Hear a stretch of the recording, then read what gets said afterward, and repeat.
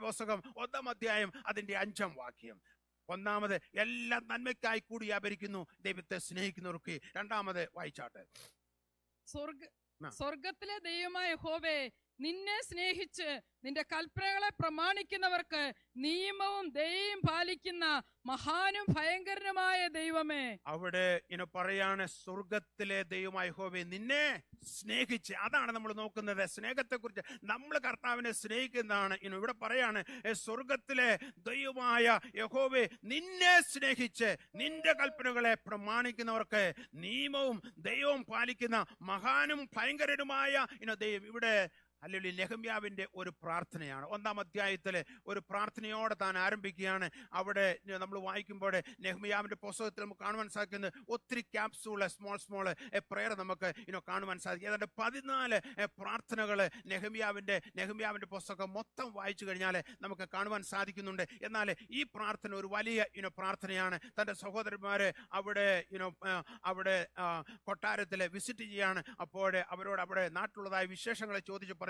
ഇപ്പോഴും എന്തുവാണ്, പഴയ മതിലുകളെല്ലാം ഇടിഞ്ഞു പൊളിഞ്ഞ് കിടക്കുകയാണ് എന്ന് പറഞ്ഞു. അതിന്റെ മധ്യത്തില് ഹല്ലേലൂയ ആ ഒരു വാർത്ത കേട്ടപ്പോൾ സങ്കടപ്പെട്ട് ഹല്ലേലൂയ തന്റെ പിതാക്കന്മാര് പണിതായ ഹല്ലേലൂയ യെരൂശലേമിന്റെ മതിലുകളെ ഇടിഞ്ഞും പൊളിഞ്ഞും കിടക്കുന്നതായ അവസ്ഥ ഹല്ലേലൂയ കേട്ടപ്പോൾ ഉപസിക്കുവാനും പ്രാർത്ഥിക്കുവാനും തുടങ്ങുന്നതായ നെഹമ്യാവിനാണ് നമ്മൾ കാണുന്നത്. എന്നാൽ ആ നെഹമ്യാവ് പ്രാർത്ഥിച്ചപ്പോൾ തന്റെ പ്രാർത്ഥനയിൽ ഉച്ചരിച്ചതായ ഭാഗമാണ് നമ്മൾ വായിച്ചു കേട്ടത്. സ്വർഗത്തിലെ ദൈവമായ യഹോവേ, നിന്നെ സ്നേഹിച്ച നിന്റെ കൽപ്പനകളെ പ്രമാണിക്കുന്നവർക്ക് നിയമവും ദൈവവും നിയമവും പാലിക്കുന്ന മഹാനും ഭയങ്കരനുമായ ദൈവമേ. അപ്പോൾ നെഹമ്യാവിന് വേണ്ടി എന്തുവാണ് ഹല്ലേലൂയ ദൈവം പ്രവർത്തിക്കുന്നത് മറ്റുള്ളതായ ചാപ്റ്ററുകളിലൊക്കെ നമുക്ക് കാണുവാൻ സാധിക്കുന്നുണ്ട്.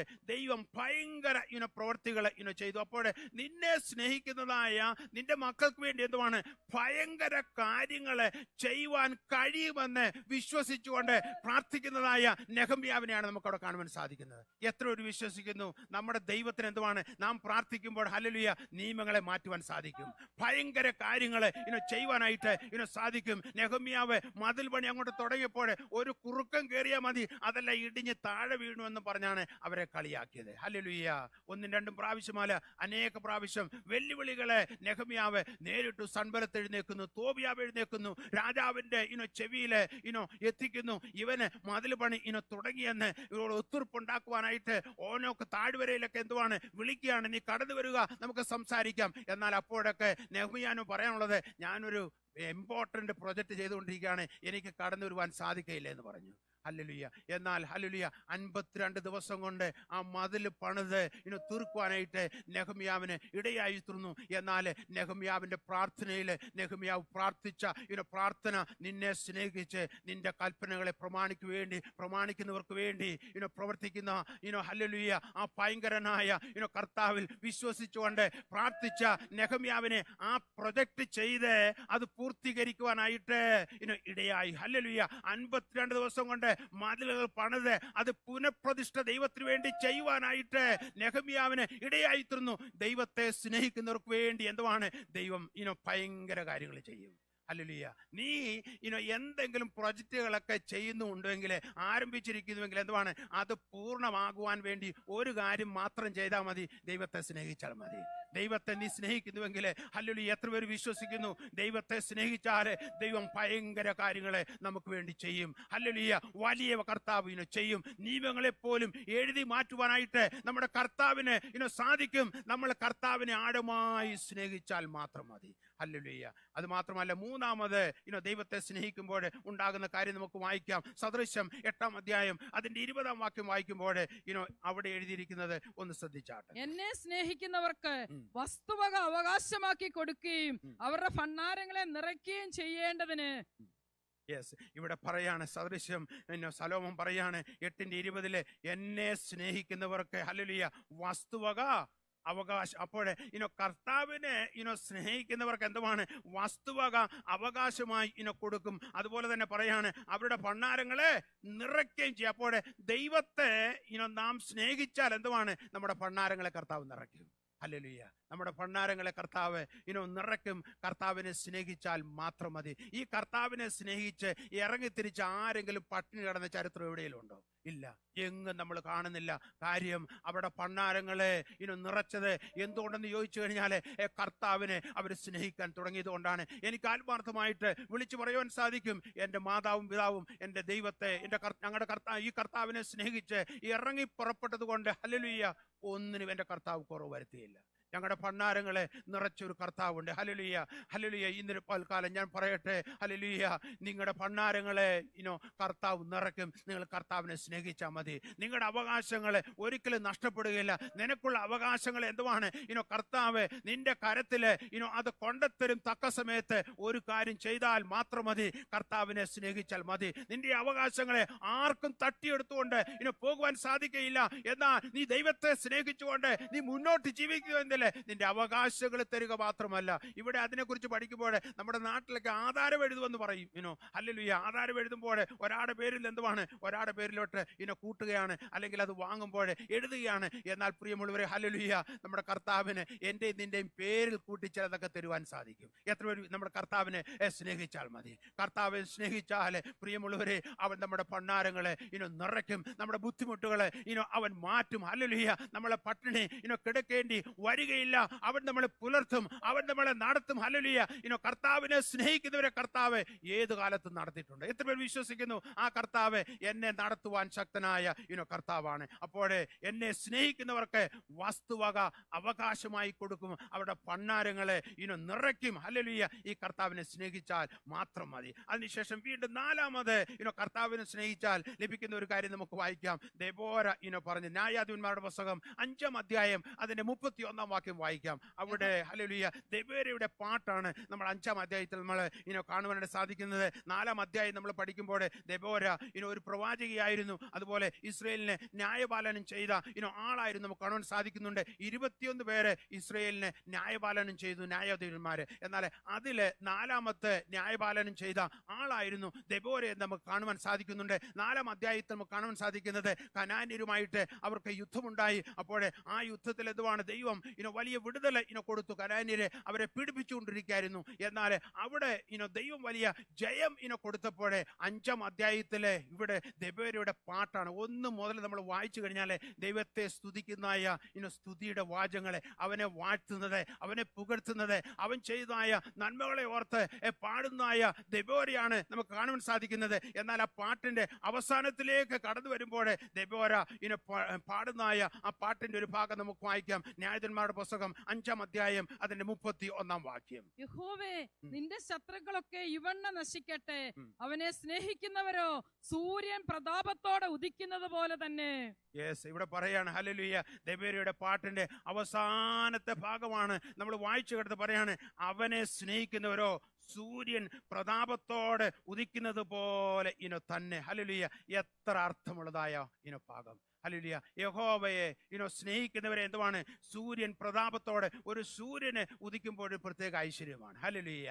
വെളിച്ചം, വെട്ടം, സൂര്യൻ പ്രതാപത്തോടെ ഉദിക്കുന്നത് പോലെ തന്നെ എന്തുവാണ്? ഹല്ലേലൂയ, നമ്മൾ ഉദിപ്പിക്കുന്നത്. നമ്മൾ കർത്താവിനെ സ്നേഹിച്ചു കഴിഞ്ഞാൽ ഹല്ലേലൂയ, നീ ഇരുട്ടിലല്ല ജീവിക്കുന്നത്, നീ അടിമയായിട്ടല്ല ജീവിക്കുന്നത്. നിന്നെ അധികാരത്തിൽ കൊണ്ടുവരും. നിന്നെ കർത്താവ് ബഹുമാനിക്കത്തക്ക രീതിയിൽ നിന്നെ ആക്കി തീർക്കും. ഒരു പ്രതാപം നിനക്ക് കർത്താവ് തരും. അതാണ് ഇവിടെ ഹല്ലേലൂയ ദെബോര പറയുന്നത്. ഹല്ലേലൂയ. അവനെ സ്നേഹിക്കുന്നവരോ സൂര്യൻ പ്രതാപത്തോടെ ഉദിക്കുന്നത് പോലെ തന്നെ എന്ന് എഴുതി വെച്ചു. അപ്പോൾ സൂര്യൻ പ്രതാപത്തോടെ ഉദിക്കുന്നത് പോലെ നീ ഉദിച്ചു കയറും. എന്ത് ചെയ്താൽ മതി? നമ്മുടെ കർത്താവിനെ സ്നേഹിച്ചാൽ മതി. ആർക്കെങ്കിലും ഒന്ന് മുന്നോട്ട് പോകണമോ, ഒന്ന് കയറണമോ, ഉയർച്ച വേണമോ, ഹല്ലേലൂയ, നമ്മൾ അതിന്റെ പുറകെ ഒന്നും പോകേണ്ട ആവശ്യമില്ല.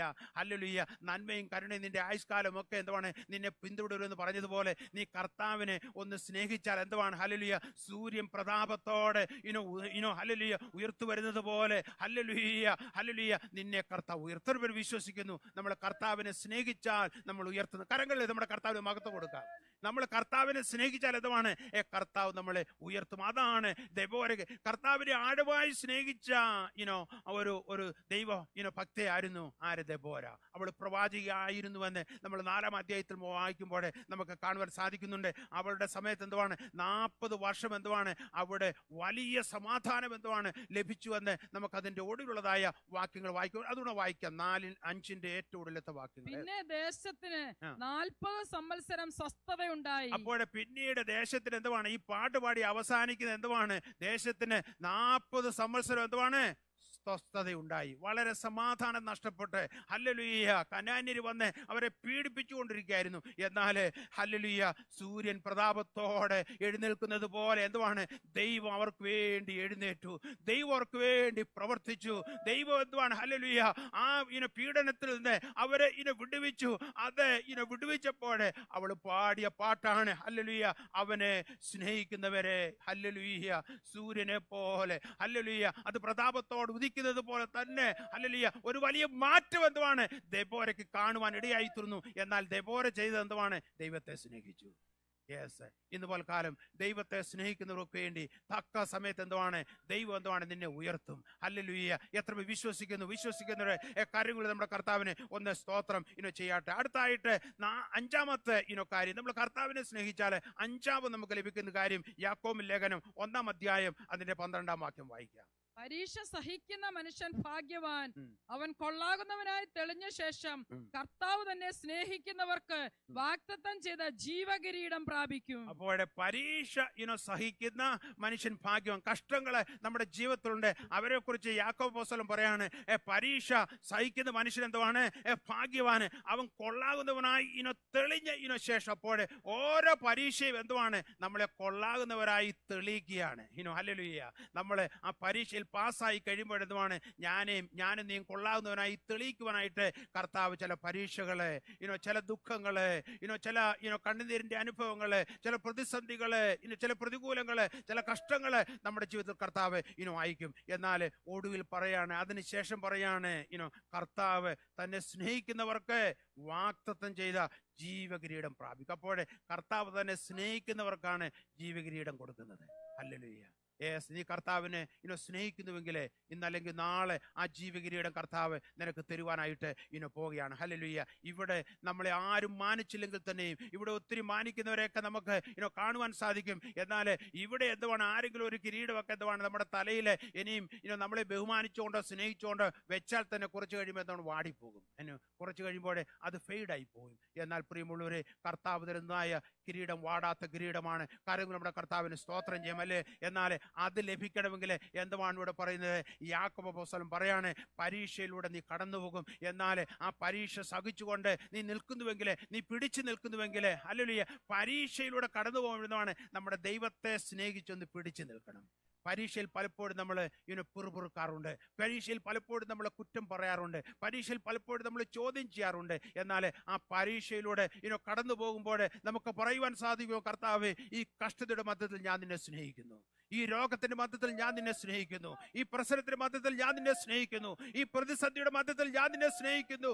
ഈ ബുദ്ധിമുട്ടിന്റെ സമയത്ത് കർത്താവേ, ഞാൻ നിന്നെ സ്നേഹിക്കുന്നു കർത്താവേ എന്ന് നീ പറഞ്ഞുകൊണ്ട് നീ കർത്താവിനെ സ്നേഹിക്കുന്നുവെങ്കിൽ ഹല്ലേലൂയ എല്ലാം നന്മയ്ക്കായി കൂടി വ്യാപരിപ്പിക്കുന്ന കർത്താവ് നിനക്ക് വേണ്ടി പ്രവർത്തിക്കും. എന്നാൽ പറയാണ്, തന്നെ സ്നേഹിക്കുന്നവർക്ക് വേണ്ടി എന്നുമാണ് വാഗ്ദത്തം ചെയ്ത ജീവകിരീടം പ്രാപിക്കും. ഹല്ലേലൂയ. ഹല്ലേലൂയ. ഇന്ന് പോൽക്കാലം ഹല്ലേലൂയ ആ ജീവകിരീടം എനിക്കും നിനക്കും പ്രാപിക്കണമെങ്കിൽ ഒരു ഷോർട്ട് കട്ടുമില്ല. ഒരു കാര്യം മാത്രം ചെയ്താൽ മതി. നമ്മുടെ കർത്താവിനെ ആഴമായി ഒന്ന് സ്നേഹിച്ചാൽ മതി. പ്രിയമുള്ളവരെ, നമ്മുടെ സ്നേഹത്തെ കർത്താവ് ചിലപ്പോൾ ടെസ്റ്റ് ചെയ്യും. വേദോസത്ത് നമ്മൾ വായിക്കുമ്പോൾ ഒത്തിരി പേരുടെ സ്നേഹത്തെ എന്തുവാണ് കർത്താവ് ടെസ്റ്റ് ചെയ്തിട്ടുണ്ട്. നമ്മൾ ഉൽപ്പത്തി പുസ്തകം 22-ാം അധ്യായം വായിക്കുമ്പോൾ അവിടെ നമുക്ക് കാണുവാൻ സാധിക്കുന്നത് അബ്രഹാം ഇസാക്കിനെ കൊണ്ട് മോറിയ മലയിൽ എന്തുവാണ് യാഗം കഴിക്കുവാൻ പോകുന്നതായ ആ വലിയ സംഭവമാണ് അവിടെ കാണുവാൻ സാധിക്കുന്നത്. അവിടെ ഹല്ലേലൂയ ദൈവം അബ്രഹാമിനോട് സംസാരിച്ചപ്പോൾ അതിന്റെ ആദ്യ ഭാഗത്ത് എഴുതിച്ചിട്ടുണ്ട്. 22-ന്റെ ആദ്യ ഭാഗത്തിൽ നീ സ്നേഹിക്കുന്നത് വായിച്ചാട്ടെ. സിബിയൊന്നെടുത്ത് 22-ാം അധ്യായം അതിന്റെ 2-ാം വാക്യമാണെന്നാ തോന്നുന്നത്. അവിടെ അവിടെ നീ സ്നേഹിക്കുന്ന എന്ന് എഴുതിയിരിക്കുന്നുണ്ട്. ഒന്ന് വായിച്ചാട്ടെ. അപ്പോൾ അവൻ നിന്റെ മകനെ നീ സ്നേഹിക്കുന്ന നിന്റെ ഏകജാതനായ ഇസ്ഹാക്കിനെ തന്നെ, നീ സ്നേഹിക്കുന്ന നിന്റെ ഏകജാതനായ ഇസ്ഹാക്കിനെ തന്നെ, മറ്റൊന്നിനെ അല്ല. എന്തുവാണ്? നീ വളരെ ആഴമായി എന്തുവാണ് സ്നേഹിക്കുന്ന നിന്റെ മകനാണ് ഇസ്ഹാക്ക്. അബ്രഹാമും സാറയും കാത്തിരുന്ന് എന്തുവാണ് ലഭിച്ചതായ ഒരാൺ പൈതലാണ്, വാഗ്ദത്ത സന്തതി എന്ന് പറയാം. അവർ പ്രാർത്ഥിച്ച് കിട്ടിയതായ മകനെയാണ്. ഇപ്പോഴേ ദൈവം പറയാണ്, നീ അവന് മോറിയാം, നീ സ്നേഹിക്കുന്ന നിന്റെ ആദ്യജാതന, നിന്റെ ഹല്ലേലൂയ ആ പുത്രനെ, ആ ഇസ്ഹാക്കിനെ എന്തുവാണ് മോറിയ മലയിൽ കൊണ്ട് നീ യാഗം കഴിക്കണം എനിക്ക് വേണ്ടി. ഹല്ലേലൂയ. നീ സ്നേഹിക്കുന്ന പ്രിയമുള്ളവരെ, അവിടെ ഞാൻ വിശ്വസിക്കുന്നു അബ്രഹാമിനെ ടെസ്റ്റ് ചെയ്യുമായിരുന്നു. അബ്രഹാമിന് ഇസ്ഹാക്കിനെയാണോ കൂടുതൽ സ്നേഹിക്കുന്നത്, അത് ദൈവത്തെയാണോ? എന്നാൽ അബ്രഹാം തെളിയിച്ചു, ദൈവത്തെയാണ് ഞാൻ കൂടുതൽ സ്നേഹിക്കുന്നത്, എൻ്റെ മകനെ അല്ല. ഹല്ലേലൂയ എന്ന് അബ്രഹാം തെളിയിച്ചതായിട്ട് നമുക്ക് അധ്യായത്തിൽ കാണുവാൻ സാധിക്കും. പ്രിയമുള്ളവരെ, നമ്മൾ കർത്താവിനെ സ്നേഹിക്കുന്നുവെങ്കിൽ ചിലതിനെയൊക്കെ വിട്ടുകൊടുക്കാൻ നമ്മൾ തയ്യാറാകണം. കർത്താവ് എന്ത് ചോദിച്ചാലും ചോദ്യം ചെയ്യാതെ ഈ ദിവസങ്ങളിൽ വിട്ടുകൊടുക്കുമ്പോഴാണ് നിന്റെ കർത്താവിനുള്ളതായ സ്നേഹം എന്തുമാണ് തെളിയിക്കപ്പെടുന്നത്. ഹല്ലേലൂയ. അവിടെ അബ്രഹാം തെളിയിച്ചു, അല്ല, ഞാൻ എൻ്റെ മകനേക്കാൾ അധികം എന്തുവാണ് യഹോവേ നിന്നെ ഞാൻ സ്നേഹിക്കുന്നുവെന്ന് അബ്രഹാം തെളിയിച്ചു. ഹല്ലേലൂയ.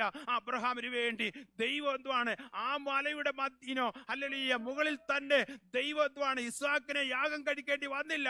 ദൈവം പ്രവർത്തിച്ച് ഹല്ലേലൂയ യഹോവ ജൈറ യഹോവ കരുതിക്കൊള്ളുന്ന പറഞ്ഞതുപോലെ തന്നെ എന്തുവാണ് ഒരാട്ടിൻകുട്ടിയെ അവിടെ തക്ക സമയത്ത് ഒരുക്കം നമുക്ക് കാണുവാൻ സാധിക്കുന്നുണ്ട്. അപ്പോൾ ആ പരീക്ഷയിൽ എന്തുവാണ് ഹല്ലേലൂയ അബ്രഹാം പാസ്സായി.